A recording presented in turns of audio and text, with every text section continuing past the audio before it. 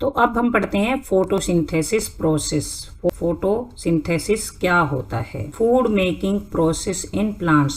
Plants में food बनाने की, खाना बनाने की प्रोसेस होती है फोटोसिंथेसिस। फोटो का मतलब होता है लाइट और सिंथेसिस का मतलब होता है बनाना, मतलब मिक्स करना। तो फोटोसिंथेसिस का मतलब लाइट से बनाना। Food making process in plants, और प्लांट्स में खाना जो बनता है उस प्रोसेस को फोटोसिंथेसिस कहा जाता है। तो ये फोटोसिंथेसिस कैसे होती है, कैसे प्लांट्स अपना खाना बनाते हैं, ये हम पढ़ लेते हैं। Leaves are the food factories of plants. तो पहला आंसर ये हो गया। Now we may ask where the food factories of plants are located. पहला ये हो गया है, leaves are food factories of plants, कि जो प्लांट्स का खाना बनता है वो लीव्स में बनता है। तो जैसे हमारा खाना किचन में बनता है, तो सारा रॉ मटेरियल मतलब जो आटा, पानी, गेहूं, सब्जियां, मसाले, वो सब किचन में होते हैं। तो जब प्लांट्स का खाना लीव्स में बनता है तो उसके लिए जो रॉ मटेरियल है वो भी लीव्स तक पहुंचना चाहिए। तो सारा रॉ मटेरियल लीव्स तक पहुंचना चाहिए। Water and minerals present in the soil are absorbed by the roots. तो खाना बनाने के लिए सबसे पहले क्या था? वाटर था, ये हमने पढ़ा था, वाटर। और एक था मिनरल्स। वाटर और मिनरल्स कहाँ से आते हैं? वाटर और मिनरल्स सॉइल में रहते हैं। जो जमीन होती है उसमें पानी और बहुत सारे मिनरल्स होते हैं, नाइट्रोजन, फास्फोरस, पोटेशियम वगैरह ये होते हैं। तो ये सॉइल में होते हैं। अब सॉइल से प्लांट्स की लीव्स तक कैसे पहुंचते हैं? तो देखिए, ये एक प्लांट है और ये सॉइल में ये रूट्स हैं, और यहाँ पर है वाटर प्लस मिनरल्स। तो ये जो रूट्स होती हैं ये सॉइल से वाटर और मिनरल्स से ऊपर खींचती है, एब्जॉर्ब कर लेती हैं। अगर इसको हिंदी में याद करेंगे तो ये सॉइल जो होती है जैसे जमीन, और वाटर जो होता है वो जल होता है, जल और खनिज लवण दोनों एक साथ ले लेंगे।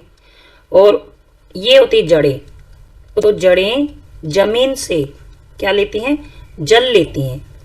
जड़ें जमीन से जल लेती हैं। जड़ें जमीन से पानी को ऊपर खींचती हैं। और वाटर में मिनरल्स मिक्स होते हैं, तो मिनरल्स भी इसमें वाटर में घुलकर ऊपर चले जाते हैं। तो पहला रॉ मटेरियल उसको कहाँ से मिल गया? जमीन से मिल गया। जो जल है वो जमीन से उसे मिल गया, पहला रॉ मटेरियल। अब दूसरा रॉ मटेरियल हमने पढ़ा था कार्बन डाइऑक्साइड। अब कार्बन डाइऑक्साइड उसे कैसे मिलती है? तो कार्बन डाइऑक्साइड एयर में प्रेजेंट होती है। किसमें? एयर में, हवा में कार्बन डाइऑक्साइड होती है। कार्बन डाइऑक्साइड कैसे ली जाती है ये हम पढ़ लेते हैं आगे। Carbon dioxide from air is taken in through the tiny pores present on the surface of leaves. जो लीव्स होती हैं उनके ऊपर, ये लीव्स हैं और इनके ऊपर छोटे छोटे पोर्स होते हैं, छोटे छोटे छेद होते हैं। छेद तो बड़े होते हैं, छिद्र होते हैं छोटे छोटे। तो ये पोर्स होते हैं, छोटे छोटे छिद्र होते हैं। और इनके पास में गार्ड सेल लगी होती है। जैसे मान लो ये अब बहुत छोटा है तो ऐसे नहीं दिखा सकते, तो हम इसको थोड़ा बड़ा करके देखते हैं। तो बड़ा करने पर देखिए ये आ जाएगी। ये है, ये छोटा सा छिद्र है, छोटा सा पोर है। और ये जो साइड में लगी हैं ये वाली, ये है गार्ड सेल्स।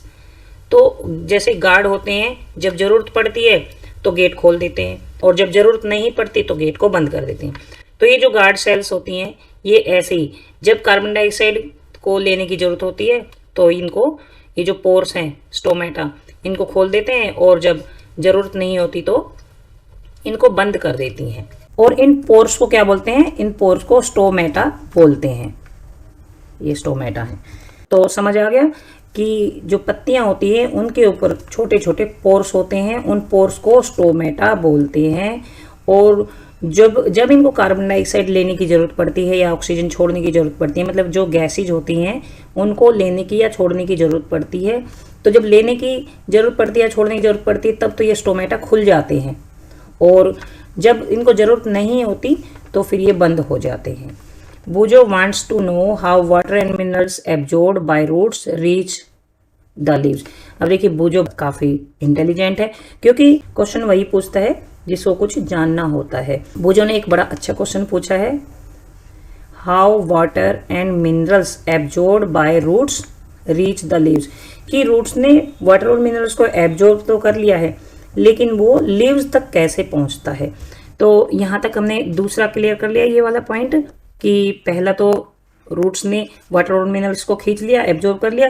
दूसरा, कार्बन डाइऑक्साइड जो है वो एनवायरनमेंट से, एयर से इन्हें कार्बन डाइऑक्साइड मिल जाती है, जो कि लीव्स के जो पोर्स होते हैं उनके थ्रू इनके अंदर चली जाती है, लीव्स के अंदर।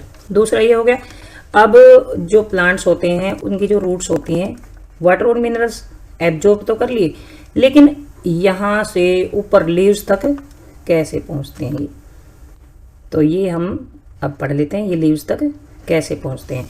Water and minerals are transported to the leaves by vessels which run like pipes throughout the root, stem, the branches and the leaves. तो देखिए, हमारे घर में टंकी जो होती है पानी की, वो घर के ऊपर छत पर लगी होती है, लेकिन पानी कहाँ से आता है? जमीन से आता है। तो जमीन से पानी ऊपर कैसे चढ़ता है? मोटर से चढ़ता है।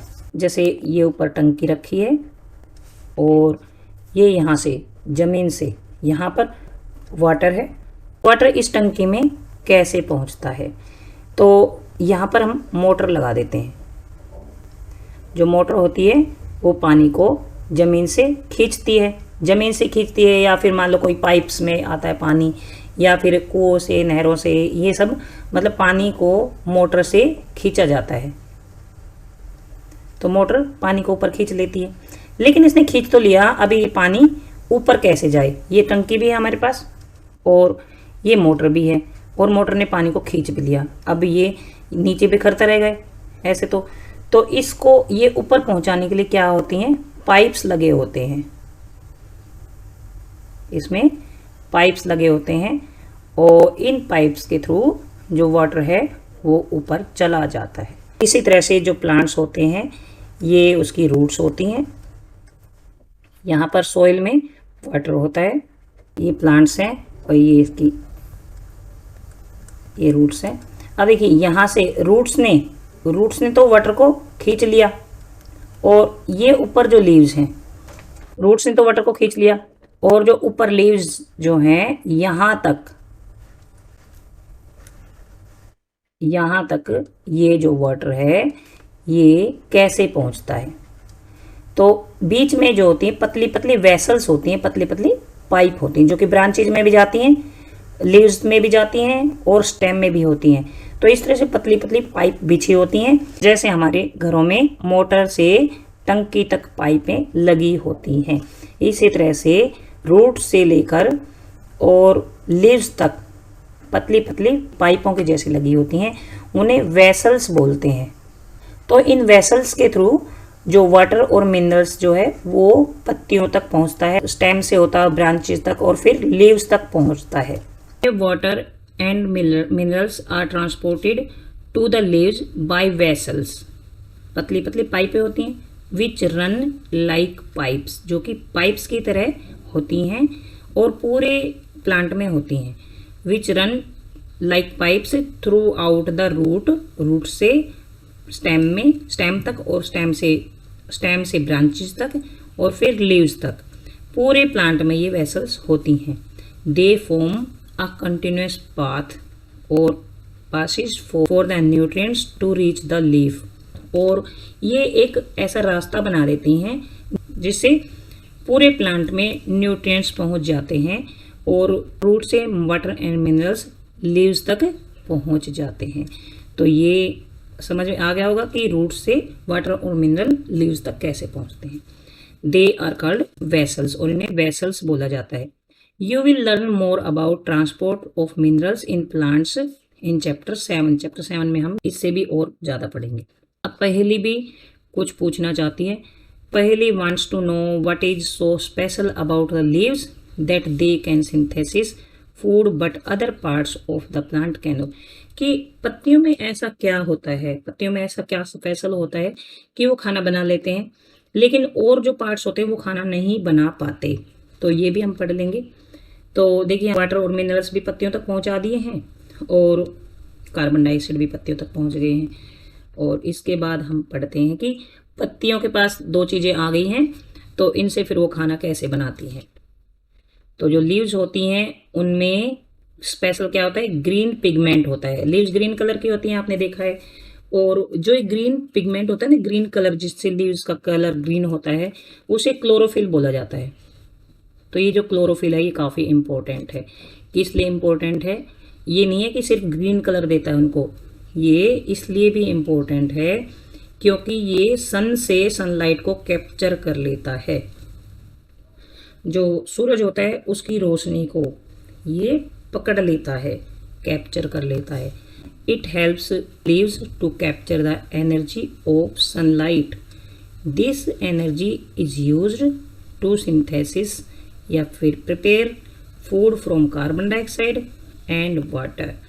तो क्लोरोफिल होता है वो सनलाइट को कैप्चर कर लेता है, और जो सनलाइट की जो एनर्जी होती है, जो सनलाइट से जो एनर्जी मिलती है, उससे कार्बन डाइऑक्साइड से और वाटर से फूड बनाती हैं। कौन, पत्तियाँ, लीव्स जो है वो फूड बनाती हैं। Since the synthesis of food occurs in the presence of sunlight, और ये खाना जो होता है वो सनलाइट की प्रेजेंस में बनता है, इसलिए इस प्रोसेस को फोटोसिंथेसिस बोला जाता है। मैंने पहले बताया था कि फोटो का मतलब होता है लाइट और सिंथेसिस का मतलब होता है बनाना या फिर कंबाइन करना। तो लाइट से वाटर को और कार्बन डाइऑक्साइड को और मिनरल्स को कंबाइन किया जाता है और इससे खाना बनाया जाता है, इसलिए इसे फोटोसिंथेसिस बोला जाता है।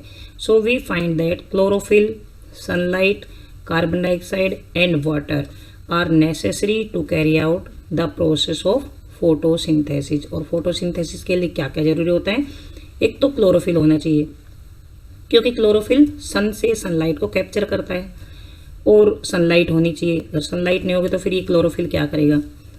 और कार्बन डाइऑक्साइड होना चाहिए, कार्बन डाइऑक्साइड गैस एयर में होती है, वहाँ से इसे मिल जाती है।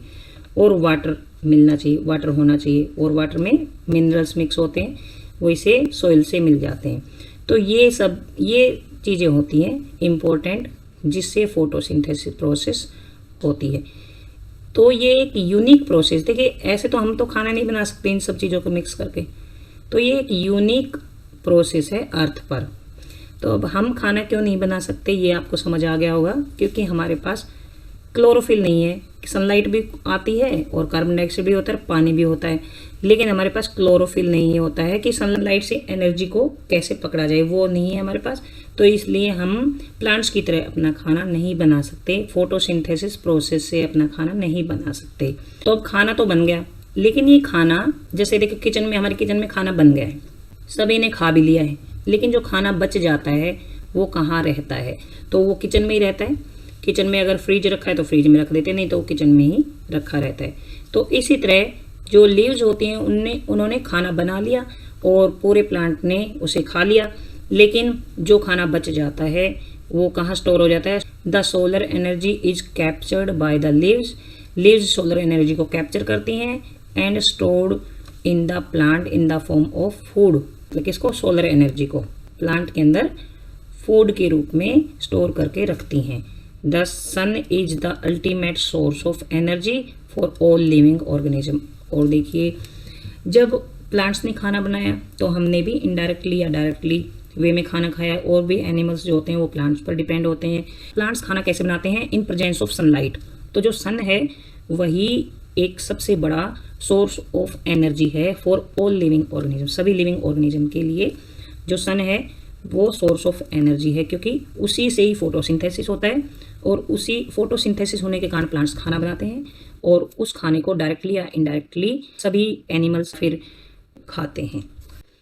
Can you imagine the life on earth in the absence of photosynthesis. तो फोटोसिंथेसिस अगर नहीं होगा तो अर्थ पर लाइफ भी नहीं होगी। क्यों, क्योंकि इसी पर हम सभी डिपेंड होते हैं, इसी से प्लांट्स का खाना बनता है और प्लांट्स पर सभी लिविंग ऑर्गेनिज्म डिपेंड होते हैं। In the absence of photosynthesis there would not be any food. Photosynthesis के एब्सेंस में कोई भी खाना नहीं बनेगा। The survival of almost all living organisms directly और indirectly depends upon the food made by plants. ये मैंने बता दिया कि डायरेक्टली या इनडायरेक्टली सभी लिविंग ऑर्गेनिजम्स प्लांट्स पर डिपेंड होते हैं। प्लांट्स अपना खाना कैसे बनाते हैं? फोटोसिंथेसिस से। Besides oxygen which is essential for the survival of all organisms is produced during photosynthesis. जब हम सांस लेते हैं तो ऑक्सीजन गैस लेते हैं, वो भी जब फोटोसिंथेसिस होता है तभी प्रोड्यूस होती है। इन the absence of photosynthesis life would be impossible on earth. तो ये इस क्वेश्चन का आंसर है। कैन यू इमेजिन, इस क्वेश्चन का आंसर है। तो यहाँ से शुरू होकर यहाँ तक ये इसका आंसर मिल जाता है। अब भाई जैसे हमने सब्जी बनाई है तो हम कहते हैं कि आलू की सब्जी बनी है या गोभी की सब्जी बनी है या मिक्स वेज बनी है या कोई और सब्जी बनी है, दाल वगैरह बनी है। तो अब जो इन्होंने ये फोटोसिंथेसिस किया है प्लांट्स ने, फोटोसिंथेसिस में खाना बनता है। तो खाना क्या बनता है? क्या कोई आलू की सब्जी बनती है या रोटी बनती है या दलिया बनता है या खिचड़ी बनती है या चावल बनते हैं? क्या बनता है जब ये फोटोसिंथेसिस होती है? मतलब खाने में उनको क्या मिलता है? इन सबको मिक्स किया है इन्होंने प्लांट्स ने, तो लास्ट में क्या बनता है? तो ये हम इसमें पढ़ लेते हैं। ड्यूरिंग फोटोसिंथेसिस के दौरान chlorophyll containing cells of leaves, जो लीव्स की जो सेल्स होती हैं उनमें क्लोरोफिल होता है। और फोटोसिंथेसिस के दौरान इन प्रेजेंस ऑफ सनलाइट की प्रेजेंस में और यूज कार्बन डाइऑक्साइड, मतलब जो क्लोरोफिल होता है प्लांट्स की सेल्स में क्लोरोफिल होता है वो सनलाइट को यूज करता है, कैप्चर करता है और कार्बन डाइऑक्साइड को यूज करता है और वाटर को यूज करता है टू सिंथेसिस कार्बोहाइड्रेट्स। तो देखिए क्या बनते हैं? कार्बोहाइड्रेट्स बनते हैं। ये ध्यान रखना है कि जब फोटोसिंथेसिस होता है तो क्या बनते हैं? कार्बोहाइड्रेट्स बनते हैं। This process can be represented in an equation. तो ये इसको इस तरह से इक्वेशन में लिख सकते हैं, carbon dioxide plus water in presence of sunlight and chlorophyll, और ये बन गया कार्बोहाइड्रेट एंड ऑक्सीजन। और आपने पढ़ा है कार्बोहाइड्रेट हमारे खाने में होता है, कंपोनेंट्स ऑफ फूड में, कि कार्बोहाइड्रेट जो है हमारे फूड का एक कंपोनेंट है, यानी एक न्यूट्रिएंट है। तो यहाँ पर ये मैंने पहले ही समझा दिया था कि ये देखिए ये पत्ती है और इसका एक पार्ट है ये, तो इनमें ये क्लोरोफिल है, ग्रीन जो कलर का दिख रहा है ये क्लोरोफिल है, और ये स्टोमेटा है, छोटे छोटे जो पोर्स होते हैं लीव्स पर वो स्टोमेटा है, और ये गार्ड सेल्स हैं। देखिए अभी इन्होंने ये खोल दिया है ये रास्ता, यहाँ से कार्बन डाइऑक्साइड या ऑक्सीजन अंदर जा सकती है और आ सकती है। तो ये गार्ड सेल हैं, जब ज़रूरत पड़ती है तो इनको पोर्स को खोल देती हैं और नहीं तो बंद कर देती हैं। तो ये पहले भी बताया था। इसको अगर बड़ा करते हैं तो ये एक पोर को अगर हम बड़ा करते हैं तो इस तरह से आता है। ये स्टोमेटा का बड़ा मतलब बड़ा व्यू है, ये जूम करके दिखा रखा है।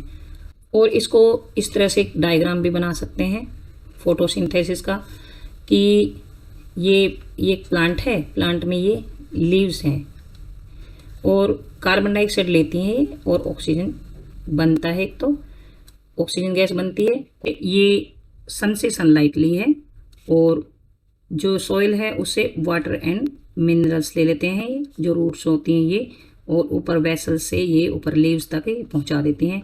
और लीव्स में क्लोरोफिल होता है, और क्लोरोफिल जो है वो लाइट एनर्जी को, सनलाइट जो होती है उसकी एनर्जी को कैप्चर करते हैं, और ऑक्सीजन रिलीज होती है, एक तो ऑक्सीजन प्रोड्यूस होती है और कार्बोहाइड्रेट बनता है और कार्बन डाइऑक्साइड लेते हैं। तो देखिए इसको एक अच्छे इंटरेस्टिंग वे से और समझाती हूँ मैं आपको।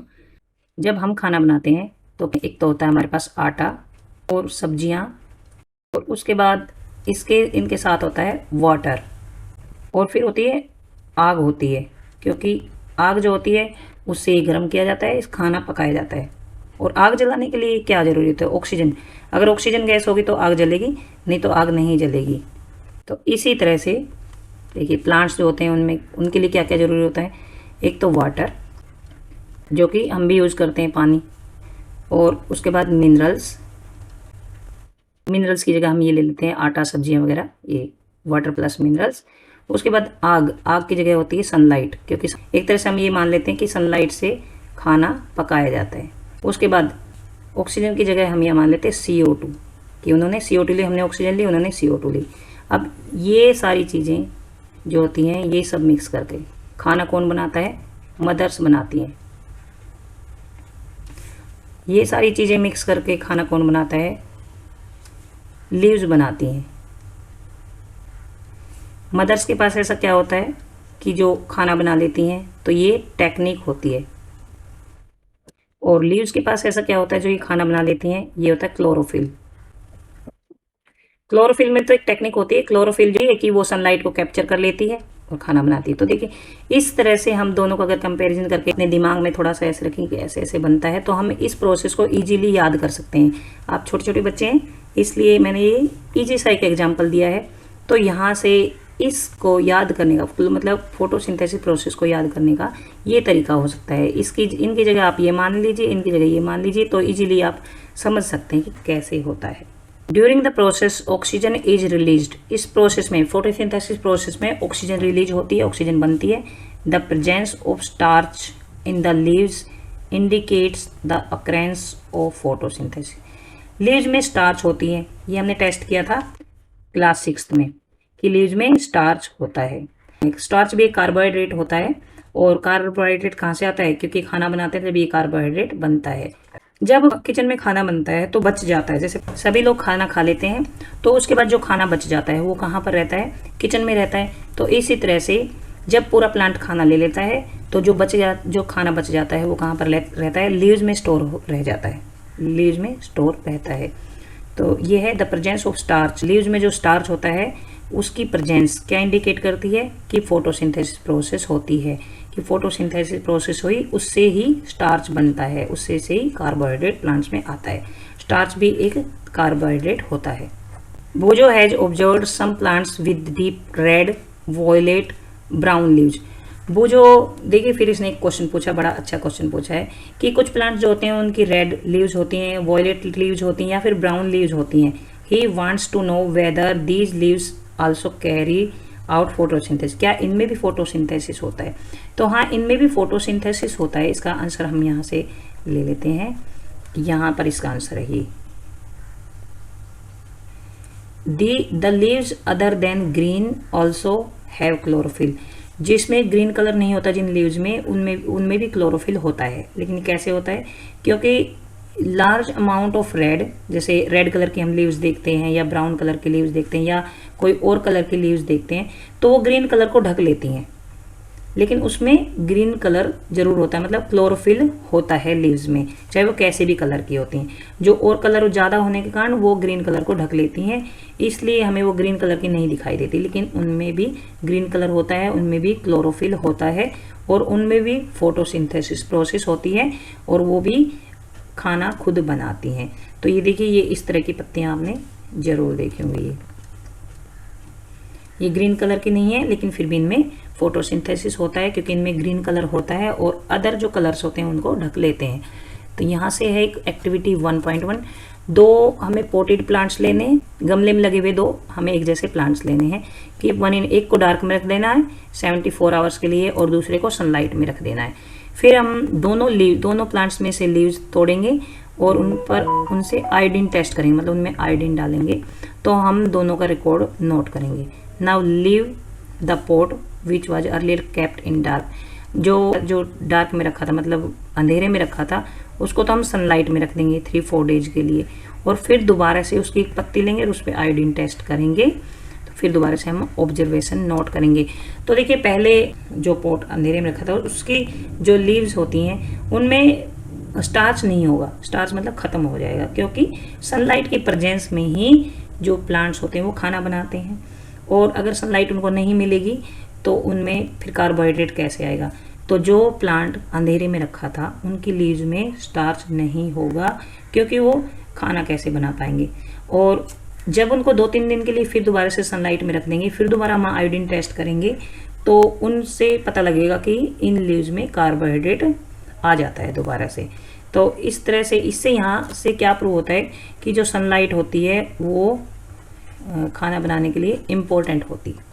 You often see slimy green patches in ponds या स्टेगनेंट वाटर बॉडीज, कि हमने कई बार एक चिकनी चिकनी सी ग्रीन कलर की कुछ पैचेज देखेंगे, धब्बे से देखे होंगे, कहाँ पर? या तो तालाबों में देखे होंगे या रुके हुए पानी में देखेंगे, जो पानी रुका रहता कई दिनों तक, तो उसमें ग्रीन ग्रीन सा कुछ तैरता रहता है। These are generally formed by growth of organisms called algae. ये ऑर्गेनिजम्स ग्रो होते हैं तब बनती हैं, इन्हें एल्गी बोलते हैं। काई, जो काई आपने सुना होगा, काई जो प्लांट उसमें तालाबों में तैरती रहती हैं यहाँ पर, या फिर कई बार बहुत दिनों से गंदा पानी, बहुत दिनों से पानी रुका रहता है, वहाँ पर काई उग जाती है, तो इसको एल्गी बोलते हैं। Can you guess why algae are green in colour? तो एल्गी ग्रीन कलर की क्यों होती है? क्योंकि उसमें भी क्लोरोफिल होता है। तो देखिए ये ऑर्गेनिज्म है, ये प्लांट नहीं है, ये है ऑर्गेनिज्म।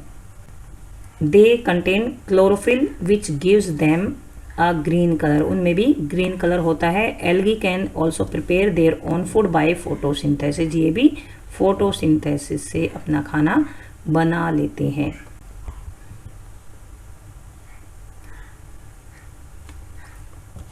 तो यहाँ तक हमने फोटोसिंथेसिस के बारे में काफ़ी कुछ पढ़ा है। अब हम देखेंगे कि प्लांट्स में कार्बोहाइड्रेट तो बनता ही, हमने पढ़ लिया है। कार्बोहाइड्रेट के अलावा देखिए प्लांट्स में प्रोटीन्स भी होते हैं, लेकिन प्रोटीन्स में तो नाइट्रोजन होता है, और विटामिन भी होते हैं। तो जब खाने में सिर्फ कार्बोहाइड्रेट बनता है और ऑक्सीजन बनती है, तो उनमें नाइट्रोजन और विटामिन वगैरह कहाँ से आते हैं? मतलब प्रोटीन्स में क्योंकि नाइट्रोजन होता है। तो ये सब इसके आंसर जो है हम इस टॉपिक में पढ़ेंगे। तो यहाँ तक ये इतना चैप्टर खत्म हो जाता है। अगर आपको समझ आ गया है, please subscribe my channel, share to your friends and like. कुछ समझ नहीं आया है तो कमेंट बॉक्स में लिखकर पूछ सकते हैं। Thanks for watching.